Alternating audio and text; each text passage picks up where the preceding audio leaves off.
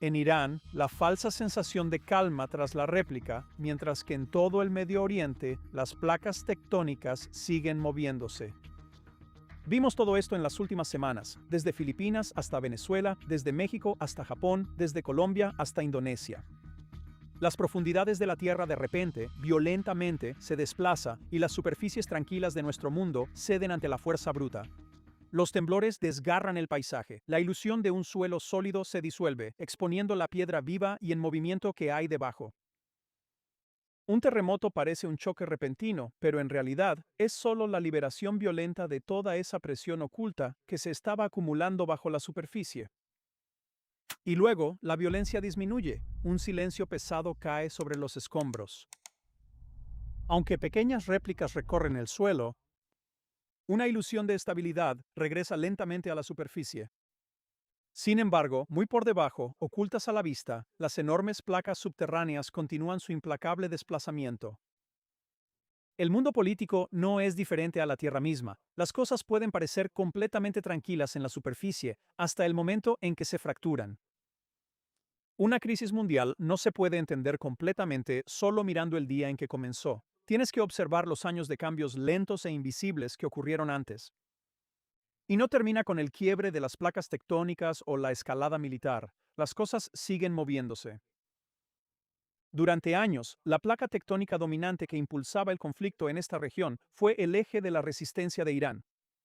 Pero en los últimos 2 años, esa placa se ha fracturado. Tras los devastadores ataques militares contra Teherán, el régimen iraní quedó sumido en el caos y su red quedó gravemente debilitada. Al igual que la verdad fundamental sobre los terremotos, el impacto inicial nunca es el final. La región fue sacudida y estremecida. Luego las cosas parecieron detenerse. El silencio es engañoso porque los movimientos continúan, nunca cesan. En geología, cuando una falla masiva finalmente se rompe, la presión no desaparece sin más. Migra, empuja hacia la roca circundante, creando nuevas tensiones y desencadenando una secuencia de réplicas impredecibles. En la política es igual. Placas tectónicas políticas. El colapso de la influencia iraní creó un enorme vacío geopolítico, y al igual que la corteza terrestre, el panorama político de la región debe cambiar para llenar ese vacío. Mientras que las cosas en el epicentro de Irán parecían tranquilas al llegar a los 60 días de la llamada tregua, había nuevas repercusiones en el Golfo y a nuestro alrededor. Trump ha instruido a sus equipos que terminen las negociaciones con Irán esta semana y se preparen para endurecer el cerco económico, añadiendo más sanciones, optando por la máxima presión económica en lugar de un ataque militar inmediato. Se espera que Estados Unidos anuncie nuevas sanciones económicas contra Irán esta semana sin precedentes, como las llamó el secretario del Tesoro de Estados Unidos. El bloqueo naval estadounidense sigue en vigor y altos funcionarios del régimen iraní admiten que está teniendo impacto. Para compensar la pérdida de energía iraní y evitar que los precios globales de la energía se disparen, Trump coordinó con productores de energía como Venezuela para aumentar la producción de petróleo. Irán no podrá soportar el embargo endurecido por mucho tiempo, y todo lo que Trump necesita son solo 3 meses. En consecuencia, si Irán ve que los suministros alternativos de energía están estabilizando los precios, podemos anticipar que escalará el conflicto de manera agresiva para hacer pagar un alto precio a sus adversarios. Al menos eso es lo que esperará poder hacer. Y así como pensaron que podían hacer cosas con Hezbollah y Hamas, eso probablemente no va a pasar, porque vemos lo bien que les ha ido con eso. Entonces, esta semana entra en escena la siguiente placa tectónica, Turquía. La semana pasada, Turquía actuó abiertamente con el príncipe heredero saudita Bin Salman y el primer ministro pakistaní Sharif para formar el Acuerdo de Defensa Conjunta de la Meca. Sin embargo, lejos de la vista pública, Ankara estaba cambiando de postura. El presidente turco Erdogan ha estado reconstruyendo y entrenando silenciosamente al ejército sirio, estableciendo raíces estructurales profundas en ese país. Turquía está tratando de posicionarse como la nueva potencia regional dominante y el nuevo rostro que se enfrenta a Israel. Pero Israel tuvo su propio cambio tectónico el 7 de octubre de 2023. Ya no permitimos que los enemigos declarados operen libremente. Y si recuerdas, Turquía se declaró a sí misma como enemiga de Israel. Así que Israel llevó a cabo 8 ataques aéreos en la base aérea de Abu al-Dahour en el noroeste de Siria.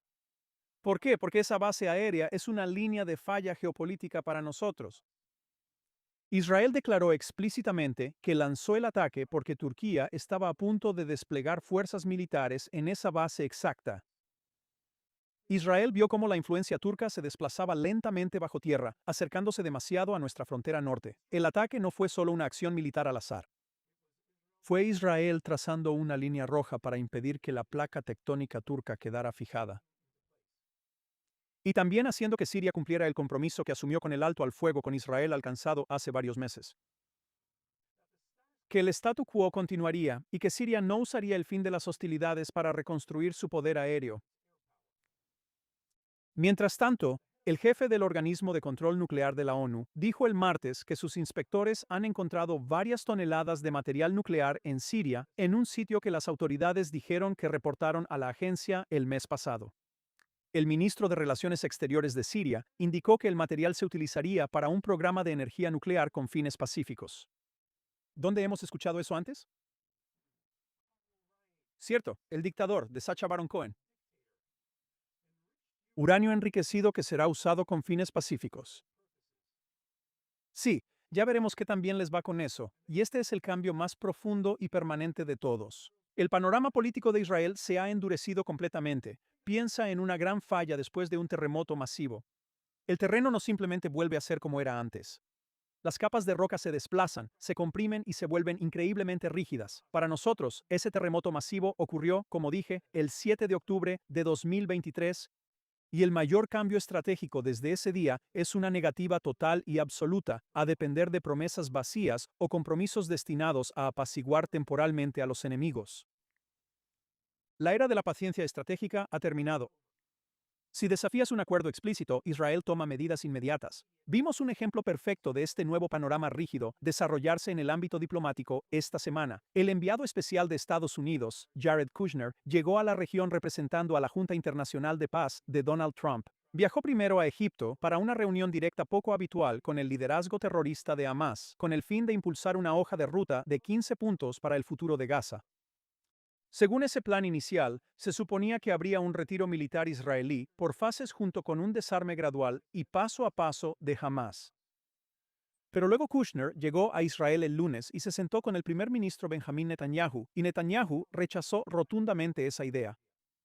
El mensaje israelí fue inflexible. No habrá ningún progreso, ni reconstrucción, y absolutamente ningún retiro militar hasta que Hamas se desarme por completo primero. Punto. Sin fases, sin medias tintas. Israel advirtió explícitamente a Kushner que simplemente no confiamos en Hamas para que cumpla futuras promesas. ¿Cuándo lo ha hecho alguna vez? Y mira qué rápido cambió el tono estadounidense después de esa reunión. Justo después de hablar con Netanyahu, Kushner fue a Fox News y respaldó públicamente la postura israelí. Advirtió que si Hamas no entrega inmediatamente sus armas y equipo, Estados Unidos apoyará completamente a las FDI para reiniciar la guerra y terminar el trabajo. Israel no se doblegó ante la hoja de ruta internacional. Hicimos que la hoja de ruta se plegara a nosotros. Así que, ya sea Kushner trayendo acuerdos de paz internacionales a Gaza o Yelani jugando con Turquía y Siria, Israel está enviando un mensaje unificado al mundo. Las viejas reglas están muertas. No más paciencia, no más confiar en promesas vacías de nuestros enemigos. Si se amenaza una línea de falla, Israel la atacará de inmediato. El terreno ha cambiado y las nuevas realidades llegaron para quedarse. Solo para aclarar, la región continúa a lo largo de la misma línea de falla. Irán y los hutíes atacaron una vez más a Arabia Saudita y a los Emiratos esta semana sin que los miembros de la nueva alianza acudieran en su ayuda. ¿Alguna vez te has preguntado por qué Irán pensó que podía destruir a Israel usando a sus grupos proxy? Bueno, es porque tuvieron éxito en todos los demás lugares, con Irak, con Siria, en Líbano e incluso con Arabia Saudita.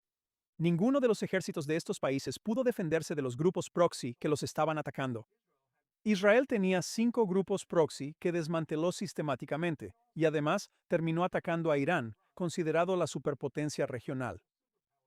Los atacamos directamente y los neutralizamos. Y antes de que los típicos quejumbrosos empiecen a llorar sobre cómo Estados Unidos está peleando la guerra de Israel, un recordatorio de cómo una sola, olvidada por el público, una misión encubierta del Mossad israelí de hace exactamente 60 años esta semana ayudó a construir la base de la alianza estratégica entre Estados Unidos e Israel. Cuando los críticos atacan a Estados Unidos, la relación con Israel, a menudo señalan el trágico accidente del USS Liberty en 1967, mientras ignoran por completo uno de los mayores logros de inteligencia en la historia militar moderna, la Operación Diamante. En agosto de 1966, solo unos meses antes de la Guerra de los 6 días, Israel llevó a cabo una misión audaz en la que el Mossad orquestó la deserción de un piloto de la Fuerza Aérea iraquí, Munir Radfa, quien voló un MiG-21 soviético de última generación directamente a Israel. En ese momento, los aviadores estadounidenses en Vietnam estaban sufriendo grandes bajas contra estos ágiles aviones soviéticos porque la inteligencia occidental prácticamente no sabía nada sobre ellos.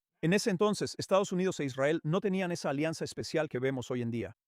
De hecho, Washington mantenía un embargo de armas de facto sobre Israel, tratando de mantenerse neutral en Medio Oriente, mientras que Francia era el principal proveedor de armas de Israel. En lugar de quedarse con el avión de combate, Israel lo entregó de manera encubierta a la Agencia de Inteligencia de Defensa de Estados Unidos para que los soviéticos no se enteraran. Pilotos de prueba estadounidenses volaron el avión en el Área 51 bajo la operación Have Dognut. Lo busqué. De hecho, existe una operación. Échale un vistazo. Descubrieron fallas críticas de diseño. Los hallazgos revolucionaron por completo las tácticas de combate aéreo de Estados Unidos y llevaron directamente a la creación del programa Top Gun de la Marina. Sí, la película de Tom Cruise, salvando incontables vidas estadounidenses en el sudeste asiático. Esta información no solo salvó vidas estadounidenses, sino que cambió fundamentalmente la política exterior de Estados Unidos. Demostró a Washington que Israel no era solo un caso de caridad, sino un socio estratégico insustituible, lo que llevó directamente a la histórica venta de los F-4 Phantoms en 1968. Las alianzas reales no se forjan por sentimentalismo. Se construyen sobre inteligencia compartida y fuerza mutua. La memoria histórica no debe ser selectiva. Juzgar una alianza de varias décadas solo por la peor tragedia de fuego amigo, mientras se borran hitos que salvaron vidas como la Operación Diamante, es un revisionismo de mala fe. Y eso ha sido cierto desde 1966 y es aún más cierto hoy en día. Y por cierto, el 7 de octubre también debería servir como una señal de alerta para todos ustedes, para sus países. El 7 de octubre fue el resultado de años en los que los enemigos islámicos de Israel desarrollaron la creencia de que podían destruirnos porque interpretaron nuestra moderación y nuestras normas sociales como debilidad. El Islam ahora ve cómo se están expandiendo lentamente en Europa y eso solo confirma su creencia de que son superiores. Ven a los imbéciles apoyando sus deseos asesinos y violentos, se exaltan, se sienten animados. También están viendo los pequeños logros que están teniendo en Estados Unidos y eso alimenta su ego, los atrapa en la euforia sanguinaria como vimos el 7 de octubre aquí en Israel. No ocultan sus fantasías sexuales sanguinarias. Van a disparar el gatillo antes de tiempo. Si se quejan de lo que Israel les ha hecho, espera a que les toque jugar a vaqueros e islamistas. Su engaño siempre está presente. Mientras todos nosotros somos manipulados por una narrativa mediática que habla de genocidio y hambre en Gaza, una serie de videos publicados esta semana por Gaza Wood en Instagram muestran las condiciones reales en Gaza, tal como son en realidad. Esta vez no seré cínico, ni me referiré a horrores mientras vemos estas imágenes. Bueno, al parecer, hoy no hay leche. No siempre fue así. La compañía era alegre. Convertíamos la noche en día. Tú y yo y tú, no importa cómo lancen los dados, tenía que ser así. La única para mí eres tú y yo para ti, tan felices juntos. No puedo verme amando a nadie más que a ti por toda mi vida. Cuando estés conmigo, cariño, el cielo será azul por toda mi vida. En serio, aquí se puede ver por qué los grupos LGBT y los grupos trans retrasados se alinean con estos pervertidos. Así que el verdadero horror, la verdadera indignación, no es lo que está pasando en Gaza. Radica en cómo los medios occidentales y los políticos se apropian y trivializan atrocidades históricas para su propia narrativa política. Comparar las condiciones actuales con horrores históricos ignora realidades muy evidentes. En los guetos nazis y en los campos de concentración, las víctimas comían pasto para sobrevivir. Nadie bailaba ni desperdiciaba comida, incluso cuando fueron rescatados. Los niños hambrientos de Biafra o Etiopía se aferraban desesperadamente a cada pedazo. No tenían mercados locales ni restaurantes abiertos, no se lanzaban comida entre ellos. La gente no andaba bailando y celebrando en los gulags soviéticos. Reducir los horrores históricos a falsos argumentos políticos trivializa tanto el sufrimiento del pasado como las realidades actuales. Así que mientras ellos andan bailando y felices juntos, tienes a islamistas haciendo esto en África. Cosas que le hicieron a nuestras mujeres y niños el 7 de octubre, pero aprendieron que con nosotros, con Israel, con los judíos, no pueden continuar porque, a diferencia de otras minorías en Medio Oriente, nosotros podemos defendernos. Y solo para ayudarles a visualizar a qué me refiero con Medio Oriente, miren esta imagen.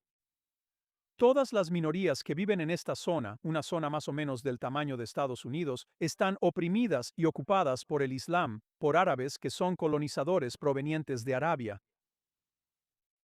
Y solo este pequeño pedazo aquí en el centro puede enfrentarse a ellos. Así que no me hablen de resistencia, pervertidos dementes. De todos modos, a medida que avanzan la canícula, solo recuerden que aunque parezca tranquilo, hay mucho sucediendo bajo tierra, detrás de escena. Soy Daniel Seaman, gracias por acompañarme aquí en Straight Up desde los estudios de JNS TV en Jerusalén, Israel. Shabbat Shalom y nos vemos la próxima semana.